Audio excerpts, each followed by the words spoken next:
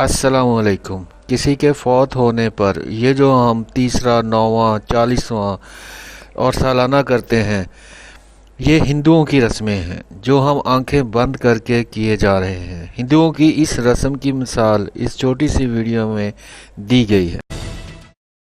आपने हिंदू धर्म में इंसान की मृत्यु पर अरिष्ट ब्रह्मभोज या समाधि बनती या फिर आयोजन होता देखा होगा।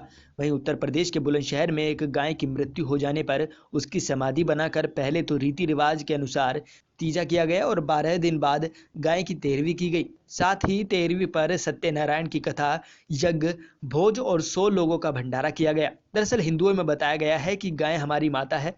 हम श्रद्धा से गाय को मानते हुए आए हैं, लेकिन एक गाय के बीमार होने पर उसका इलाज कराया गया और मृत्यु हो जाने पर पूरे क्षेत्र में शोक की लहर दौड़ गई। आसपास के क्षेत्र के लोग गाय की शव यात्रा में शामिल हुए। अंतिम संस्कार गाय को दबाकर किया गया और साथ ही दबाने वाले स्थल को गाय की भव्य समाधि बना दिया गया। इतना ही नहीं, इसके बाद गाय की समाधि एक बाबा की कुटिया में बनाई गई। गाय की मृत्यु के तीसरे दिन गाय का तीजा किया गया और यज्ञ किया गया और यज्ञ के 12 दिन बाद 12 ब्राह्मणों को भोजन के अलावा आसपास के लोगों ने भी गाय की आत्मा की शांति के लिए ब्रह्मभोज